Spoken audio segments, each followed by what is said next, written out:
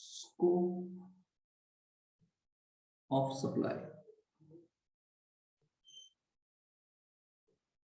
अब तक क्या देख लिया हमने स्कोप ऑफ सप्लाई के अंदर? सेक्शन कौन सा?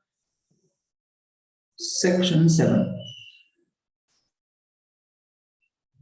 चलिए, सेक्शन 7(1)(a) क्या कहता है? सेक्शन 7(1)(b) क्या कहता है? 7(1)(c) क्या कहता है? एंड सेक्शन 7(1)(b) क्या कहता है? ठीक है, ये अलग अलग सेक्शंस क्या कहते हैं आपको। जब हमने सप्लाई स्टार्ट किया था समझना, तब 7(1)(a) ऐसा कहता था कि supply includes all forms of supply. Supply किसी भी नाम से किया गया हो, है ना, फिर वो सेल हो, ट्रांसफर हो, बार्टर हो, एक्सचेंज हो, डिस्पोजल हो, लाइसेंस हो, रेंट हो, लीज हो, किसी भी नाम से सप्लाई किया गया हो, supply includes all forms of supply. यानी सप्लाई किया किसी भी नाम से, और सप्लाई करने के लिए आपने कंसिडरेशन लिया, एंड सप्लाई किया in the course of business और फर्दरेंस ऑफ बिजनेस। तो आपने सप्लाई करने से कंसिडरेशन लिया और सप्लाई किया आपने बिजनेस के पर्पस से लिए, बिजनेस के पर्पस के लिए, तो फिर इसका कोई भी नाम क्यों ना दे दो आप, है ना। फिर आप ट्रांसफर बोल दो, या सेल बोल दो, या डिस्पोजल बोल दो। आपने कंसिडरेशन लिया और बिजनेस के पर्पस से किया गया है, तो इसको सप्लाई मान लिया जाएगा। सेक्शन 7(1)(b) थोड़ा अलग कहता है।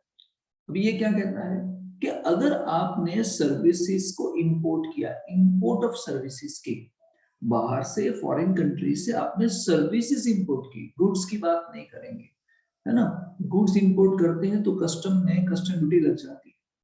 अगर बाहर से आपने सर्विसेज इंपोर्ट की और इंपोर्ट करने में, सर्विस इंपोर्ट करने में आपने कंसिडरेशन दिया, ठीक है, फिर ये सर्विसेज आपने अपने बिजनेस के लिए की भी हो या ना की हो, या आपने इस सर्विसेज को पर्सनल पर्पस के लिए भी इंपोर्ट किया होगा, तो ऐसे केसेस में इसको हम सप्लाई मान लेंगे। Import of services with a consideration for a business और फॉर अ पर्सनल पर्पस, हम इसको सप्लाई मान लेंगे। सेक्शन 7(1)(c) क्या कहता है ना? सेक्शन 7(1)(c) ये डीम्ड सप्लाई कहता है। डीम्ड सप्लाई, डीम्ड सप्लाई के बारे में कहता है। डीम्ड सप्लाई का मतलब क्या है ना? गवर्नमेंट, जीएसटी डिपार्टमेंट सप्लाई मान लेगी, ये सप्लाई ऐसा एज्यूम कर लेंगे कि सप्लाई हो गया। अगर आपने सप्लाई किया, आपने कंसिडरेशन ना भी लिया हो, सप्लाई करने में कंसिडरेशन ना भी लिया हो, ना दिया हो सप्लाई करने में कंसिडरेशन, लेकिन ये सप्लाई किया गया है for the business and for the furtherance of business, है ना, तो इसको हम क्या मान लेंगे? सप्लाई मान लेंगे, डीम्ड सप्लाई मान लेंगे। अब थोड़ा ध्यान से देखो, मैं हर बार कहता हूँ, आगे के हर एक लेक्चर में मैंने बताया है कि यहाँ पे कंसिडरेशन भी था और बिजनेस और फर्दरेंस ऑफ बिजनेस भी था। यहाँ पे सिर्फ कंसिडरेशन है, लेकिन ये फर्दरेंस ऑफ बिजनेस ना भी हो, बिजनेस के लिए ना भी हो, है ना, यानी ये इसको तोड़ रहा है। यहाँ जो सेटिस्फाइड होता था, यहाँ नहीं भी हो तो भी सप्लाई हो जाएगा।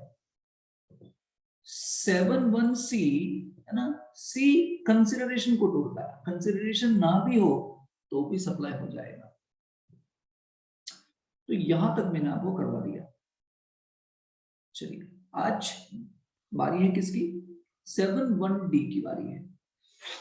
सेक्शन 7(1)(d) सप्लाई को किस तरीके से समझाता है? 7(1)(d) क्या कहता है पता है? कि हम ऐसे एक्टिविटीज और हम ऐसे ट्रांजैक्शन को बोल ही देंगे कि अगर ये एक्टिविटीज हो रही है, ये ट्रांजैक्शंस हो रहे हैं, तो आपको उसको सप्लाई ऑफ सर्विसेज मान लेना है या सप्लाई ऑफ गुड्स मान लेना है। कुछ एक्टिविटीज को लेके, कुछ सर्विसेज को लेके सबको कंफ्यूजन होती है कि इसको क्या माने, सर्विस माने कि गुड्स माने, सप्लाई ऑफ सर्विस माने, सप्लाई ऑफ गुड्स माने। तो ऐसी हर एक एक्टिविटीज को हम लिख ही रहे हैं। शेड्यूल नंबर है ना, ये था, इसके लिए शेड्यूल था 1, इसके लिए अब हम बनाएंगे शेड्यूल नंबर 2,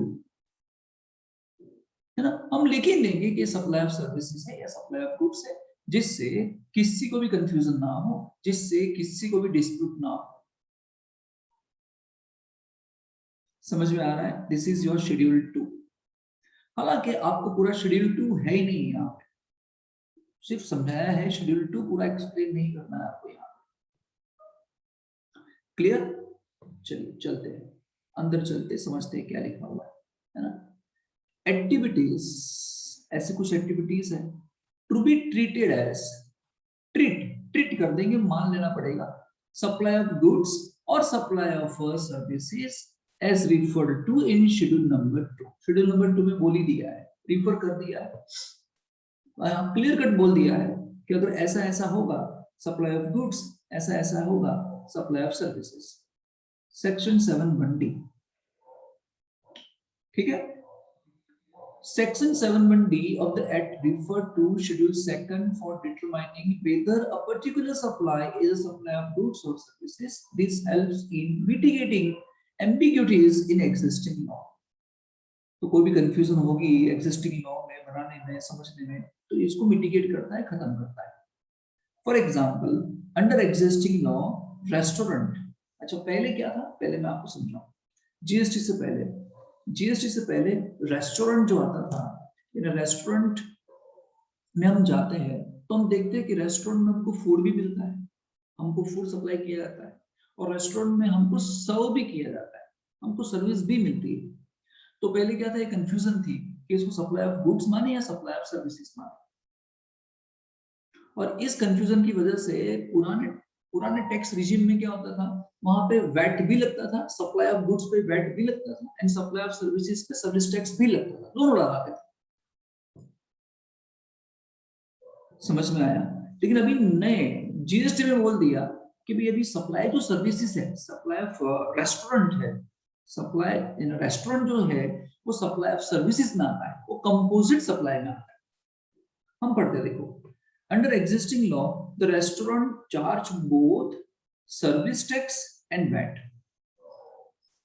ठीक है, जीएसटी के पहले की बात कर रहा है, दोनों चार्ज करते थे, वैट भी चार्ज करते थे, सर्विस टैक्स भी चार्ज करते थे।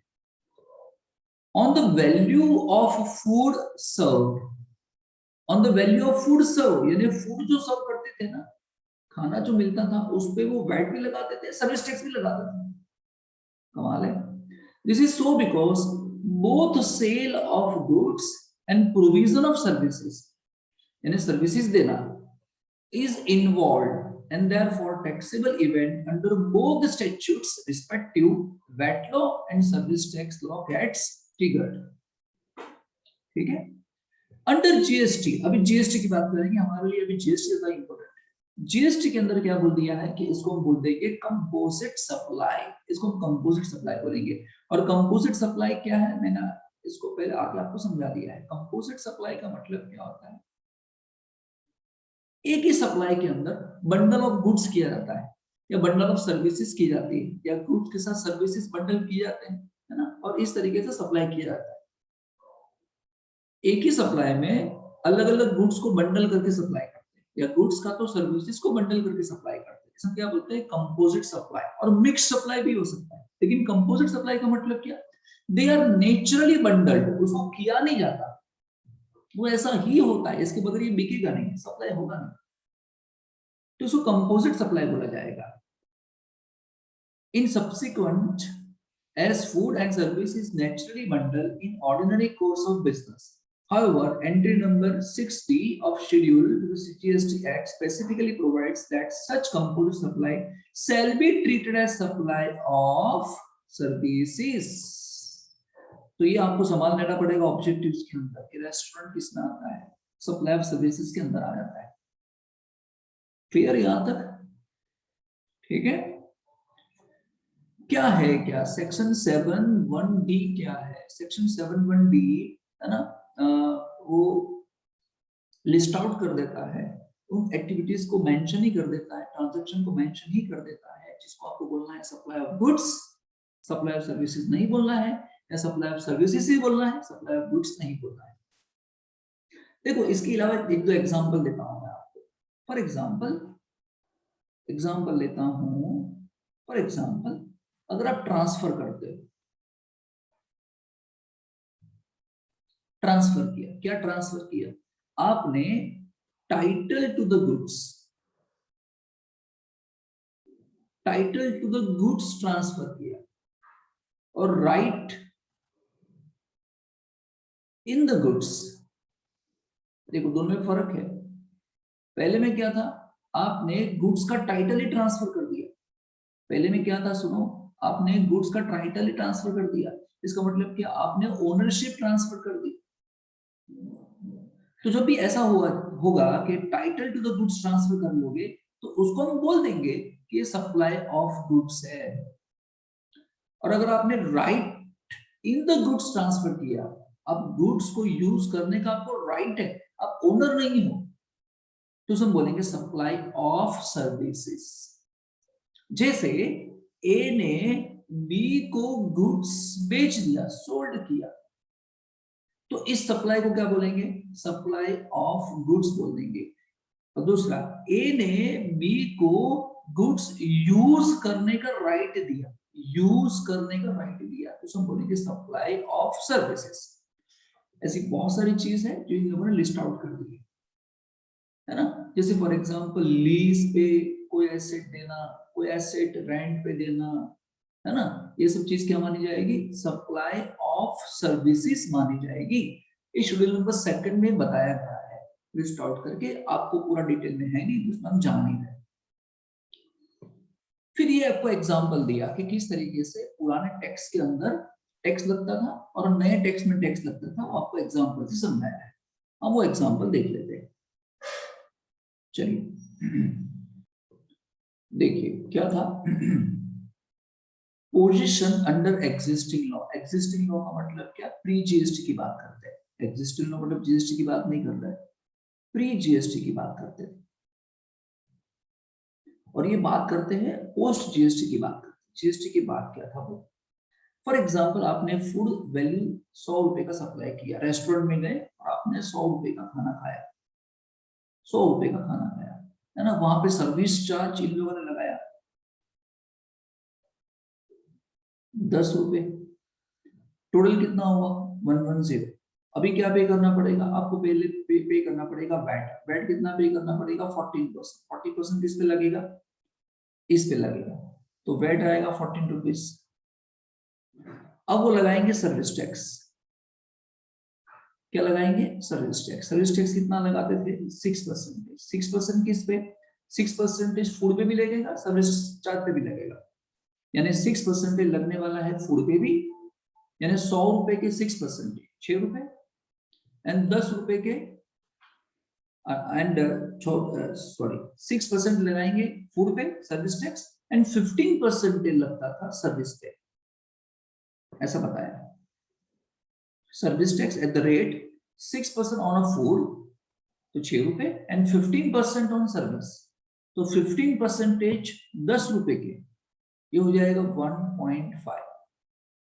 तो टोटल बिल कितना होता था, है ना, प्लस करना पड़ेगा 124, 130, 131.5, जिसमें टैक्स कितना लग गया, ये सब टैक्स लग गया 21.5 लगा टैक्स। अभी ऐसा नहीं, अभी क्या बोलते हैं कि फूड कितने का, 100 रुपए का फूड, ये कितना 10, ये कितना हो गया 110, उस पे लगा दो डायरेक्ट 18% बात कर रहे, 18% लग गया, जीएसटी लग गया। जीएसटी आने के बाद ये सब टैक्स क्या हो गया, इसके अंदर सब्स्यूम्ड हो गया, इसके अंदर समा गया। क्लियर। तो ये आपको बताया कि जीएसटी से पहले क्या सिचुएशन थी, किस तरीके से गिनते थे, है ना, जीएसटी के बाद क्या सिचुएशन हो गई, तो डबल टैक्सेशन कम हो गया, कास्केडिंग इफेक्ट कम हो गई, है ना, कास्केडिंग इफेक्ट तो हो गई ना, एक ही चीज पे 2 बार टैक्स लगा दिया आपने। ठीक है, तो ये पूरा एक्सप्लेन कर दिया आपको इस पेज पे। इन नटशेल अगर इसको समझा जाए तो बहुत ही ब्रीफ में बोल दिया जाए तो food is tax twice, food पे 2 बार टैक्स लगा दिया, वैट भी लगाया, सर्विस टैक्स भी लगाया 6%, and there are VAT laws and service tax law, and service tax is levied on the service charge. ठीक है, सिंपल है। लास्ट में आपको बता रहे हैं ऐसा क्यों किया गया। सेंट्रल गवर्नमेंट ने in order to avoid dispute को कम करने के लिए regarding whether a particular transaction is a goods or services, supply of goods or services, has now in schedule 2 specified various activities which will be considered either a supply of goods, either a supply of services. Clear? Schedule 2 करा दिए मैंने, schedule 1 and schedule 2। आपको schedule भी पूछेंगे, 2 किसके लिए, 1 किसके लिए, ठीक है। 1 किसके लिए था, डीम्ड सप्लाई था। हम मान लेंगे सप्लाई है ना, permanent transfer of assets, permanent transfer और disposal of assets and transfer between related persons and distinct person, ये शेड्यूल 1 में हो गया। सेकंड अभी है ना, बोल दिया है कि सप्लाई ऑफ गुड्स बोलेंगे, सप्लाई ऑफ सर्विसेज बोलेंगे। एंड नेक्स्ट लेक्चर में ले लेंगे शेड्यूल 3 का, जिसमें बोल दिया, नेगेटिव लिस्ट बोलते हैं, जिसमें बोल दिया कि इन सर्विसेज पे या इन गुड्स पे, सप्लाई पे हम टैक्स नहीं लेंगे, है ना, इस पे टैक्स नहीं लगेगा।